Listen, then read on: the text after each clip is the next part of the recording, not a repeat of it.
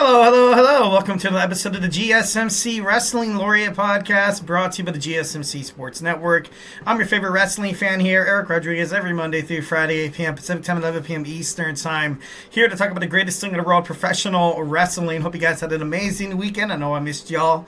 Hope you guys, watched some WWE NXT. Definitely waiting and anticipatingly waiting for you guys' your response during the chat once when we go through that breakdown and the analysis of NXT breakdown. So without further ado, let's go ahead and jump on into it. Thank you so much for tuning in to the GSMC Wrestling Laureate podcast, brought to you by the GSMC Sports Network. We have a great show for you today on tap. We're going to have our WWE Smackdown review. We have our WWE Monday Night Raw sneak peek. And then we're going to talk about some WWE NXT deadline. We're going to get into some NXT call-ups once when WWE has announced that we are having a transfer portal, obviously kind of relating toward the college football thing. Not a huge college football fan. Not that I'm against it. Maybe I'm just so entwined in what the NFL is doing that I can't really get into college football, because for me it's like watching minor league baseball. But it's crazy. It's, obviously that's apples to oranges. Obviously it's not the same thing. But I don't know. For me, I can't really get into college football. But I'm trying. My brother's trying over here. And then our fifth and final segment, Rey Fenix. From AEW, deeply upset, talking about inhumane treatment. It all looks bad. All this negative publicity for AEW. Also, it could negatively affect the way, wrestling promotions start to ink some contract, thinking that maybe they might double guess in signing the Lucha Brothers. Obviously Penta, his brother, Rey Fenix, taking to social media. Sometimes, nowadays, everything's on social media. It's not much of a surprise, that people voice their frustrations. You've seen it happen in the NFL all the time. In the NBA, you've seen athletes like Deebo Samuel, Kyler Murray, even LeBron James, even, Damian Lillard. You've seen, Giannis Antetokounmpo. You've seen, Kevin Durant take the social media and totally just, kind of trash their contract, or the person, not the person, because that sounds weird, the team or the organization that you're necessarily signed to. And in this case, Rey Fenix is still contractual obligated to not speak bad about AEW. So we're going to get into that in our fifth and final segment. But before we go ahead and jump on into this Shark Tank, we're going to go ahead and talk about this super chat right here. Whether you get a burning question or hot take in terms of the world of professional wrestling, or just something you've been dying to get off your chest here at the GSMC Sports Network, we want you guys to feel like we are all ears 1,010%. We want to hear what you guys... I am dying to hear what you guys have to say. I want to hear what you guys have to say in terms of WWE Smackdown. I want to know what you guys have to say about WWE Monday Night Raw, NXT, Rey Fenix, NXT call-ups, potentials. I want you guys to find, I want you guys to feel some, comfortability talking in this podcast. Because mostly, if you're not having fun watching this podcast, then I can't have fun doing this podcast, because, 9 times out of 10, I wake up every morning, I'm like, you know what? God, I can't wait to get online. I love, the interconnectivity between professional wrestling fans, because we are absolutely one of a kind, and you guys all know it.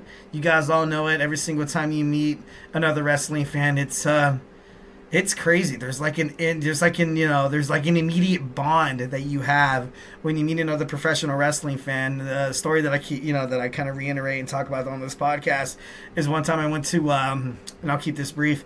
I went to Disney World. And Disneyland. Sorry, not Disney World, because we're in California. I'm in California. I'm in Southern California. And, it was so hot. It was crazy. It was like, it was in July, about 103 degrees in Anaheim, where there's at least a decent ocean breeze. And then all of it, the kids are riding the teacups. And I'm like, I'm going to sit this one out. I'm going to get some water. I stood in line for 20 minutes to get 2 bottles of water that cost $50. No, I'm just kidding. It wasn't $50. It was more like 25. So then I bought 2 bottles of water, and my 2 kids were, they were hanging out, and my wife was on the ride with them. And, I see somebody in line, and I was like, okay, okay, because I kept, he kept giving me that side eye. He kept giving me that side eye, and I was like, dude, like, what am I doing wrong? What am I doing wrong? And then I was wearing my Seth Rollins shirt. I was wearing my Seth freaking Rollins shirt, and then I see him to start to approach me from from the corner of my eye. I'm like, Eric, play cool, play cool. He's just gonna walk behind me. Who knows? The homie wants some cotton candy or something, and then he stops right in front of me, and I was like, oh god, here we go. And then he was like, you know what, man, I love your shirt, dude, Seth freaking Rollins. And then we got into like a 30-minute, an hour talk about Seth Rollins and why he betrayed the Shield and why that was great for Dean Ambrose, Jon Moxley, Roman Reigns, Seth Rollins.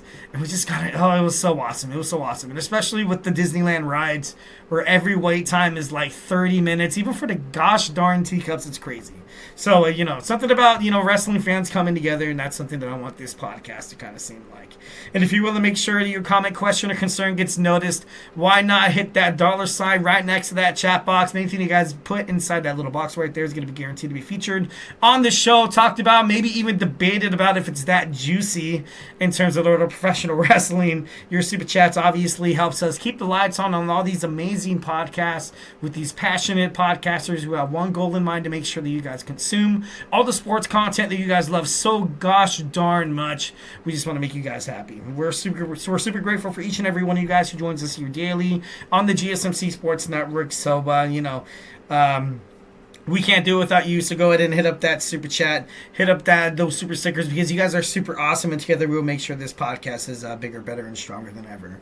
Once again, if the super chat not your thing, it's all good in the neighborhood. Make sure you guys hit up that tips and donations link at the GSMCpodcast.net. Tell me what you like, tell me what you don't like. Just remember to Superman punch out, like a subscribe button to the show.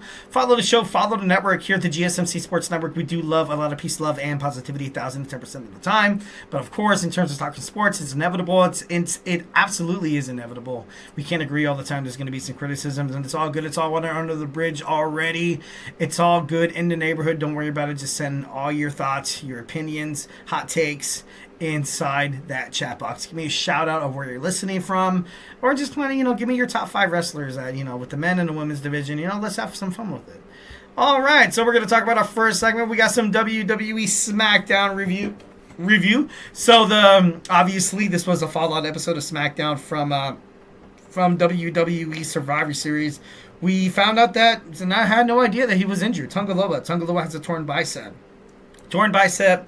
He's going to miss a lot of time. Obviously, you saw Cody Rhodes with that torn pectoral. When he came back and he fought Seth Rollins, it looked absolutely gruesome. It was all pink. It was all nasty. It was absolutely, it was crazy. So what does this mean for the Bloodline storyline? Obviously, now you have Tonga. You have Tonga all alone right now. He doesn't have a tag team partner. Him and Tonga Loa are kind of like, two peas in a pod. They were representing the tag team division, and now you don't have that.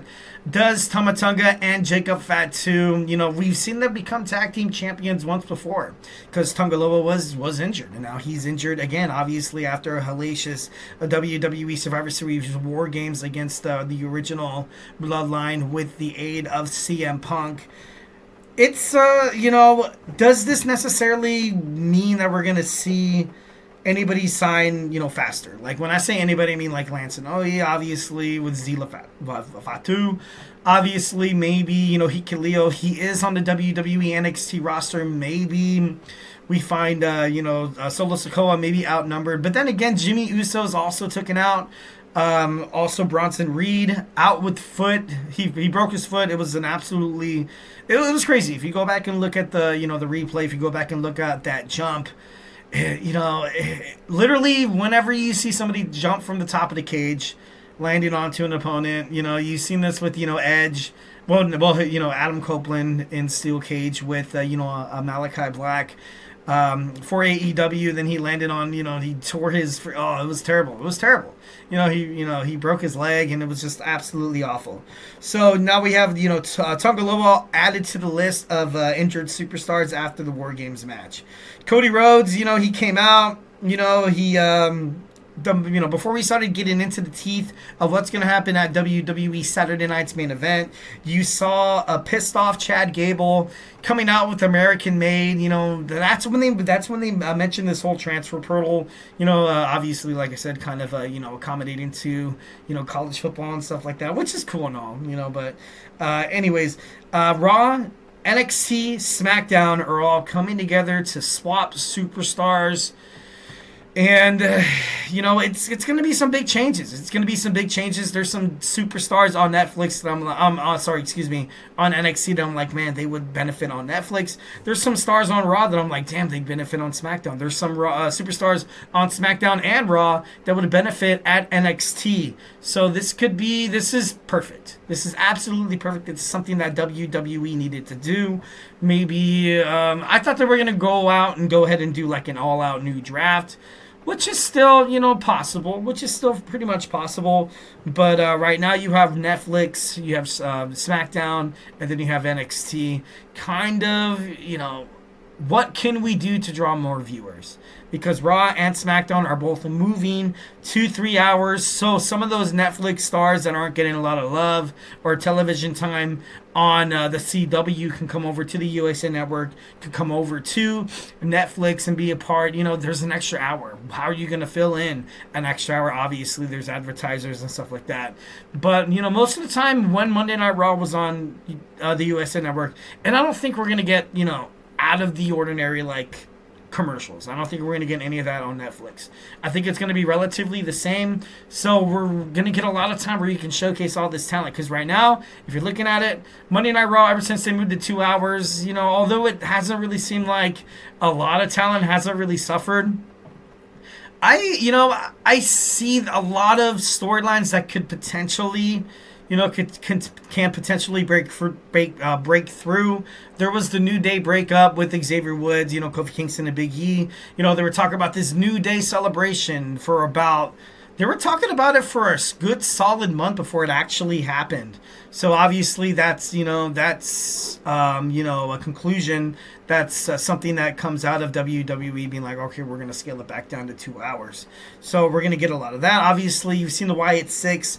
Not a lot of time spent on Monday Night Raw. So you're going to get into, you're probably going to get them to, probably start developing some storylines with all the members. It should be pretty crazy. Once again, you kind of had, you saw Chad Gable bringing up, how Kevin Owens is being a loyal friend, and you left, KO out to dry. Jesse Ventura was live. He was there in Minneapolis, Minnesota. He's going to be part of the broadcast team for Saturday night's main event. We had a WWE Women's United States Championship triple threat, the last qualifier for those final four. We had Tiffany Stratton defeat Elektra Lopez and Naomi. Candice LeRae obviously paying dividends and getting Naomi out of, kind of out of her funk a little bit there. Byron Saxton reports that the Street Profits were attacked. Obviously, at the end of the show, we kind of knew what happened. You saw Johnny Gargano talking to Nick Aldis, solving the problem, be like, hey, why not we put DIY to fulfill the seats and take on Alex Shelley and Chris Sabin, the Motor City Machine Guns, for the WWE Tag Team titles. Obviously, later in the show, you would find out, why that happened, perhaps. Bianca Belair, in a hellacious battle, defeats Piper Niven. Ribs taped up and all. This girl is tough as hell. She was able to defeat Piper Niven. Shinsuke Nakamura had a nice little promo. LA Knight came out to confront Shinsuke. Andrade then came out, and then out of nowhere, a pissed off Bloodline came out to attack LA Knight. Andrade obviously kind of rubbed out Shinsuke Nakamura, the WWE United States Champion. Kind of stepped away. He was like, you know what? You guys have some unfinished business. You guys do what you guys have to do. Solo Sikoa was still pretty adamant on proving that he is still the tribal chief, telling Minneapolis, Minnesota to acknowledge me. So, obviously, the Bloodline, he was inviting new challengers. Like, look, if you think you can take this off my back, go ahead and come fight me for it. There was no Roman Reigns. There was no Roman Reigns on WWE Smackdown. I might have missed it, but I didn't see Zayn, Uso, or anybody. I didn't really see anybody like that. So, building up toward, Saturday night's main event, maybe we should, maybe we will get a tag team match between Jacob Fatu, Tama Tonga taking on No, they're gonna team up. It's gonna be 3-on-3. It's gonna be 3-on-3. I think that would be pretty ideal there. Kind of running Crown Jewel back a little bit. All right, so we got DIY defeating the Motor City Machine Guns for the WWE Tag Team titles. DIY turns heel, and I gotta be honest. At first, I didn't like it, but after kind of sitting back on it for a little bit, I kind of understand why they did what they had to do. Right now, Johnny Gargano, Tommaso Ciampa, they have really no business being babyface right now, and it sucks. It's terrible because they were kind of cool as like a DIY. But then again, I don't even want to say that they're not heel. I don't want to say that they're not a babyface. I just right now they're like, you know what? We're gonna go out there and do what we have to do to win the tag team titles, and it was kind of nice to see. It was kind of nice to see. You had Johnny Gargano turn to Tommaso Ciampa. He was like, well, that's all it took. Like, you know what I mean? And it was just it was classic. It was actually pretty cool. I didn't mind it. We saw Michael Cole interview with Kevin Owens. Kevin Owens still feels like he's right. Carmelo Hayes, talking to Nick Aldis, kind of hinting that maybe he might go to Raw, or maybe an up-and-coming star from NXT debuting on SmackDown will take him on. Maybe it's Trick Williams. Who knows? Cody Rhodes defeats Chad Gable at the end of the show, and then you saw Kevin Owens attacking, and then all hell breaks loose. So WWE Smackdown wasn't bad. It was actually pretty cool. Make sure you guys rewatch that. All right, guys, so hey, do not go anywhere. We got WWE Monday Night Raw talk. We're going to sneak peek it. Obviously, it's already debuted. Where it's already aired on the East Coast. I have not checked a single shred of social media. No TikTok, no Facebook, no none of that for any content or updates. So I'm going in there blind. We're going to talk about some of the sneak peeks when we come back. So grab your favorite snack, grab your favorite ice cold beverage, and join me here in about 25 seconds. So hey, do not go absolutely anywhere.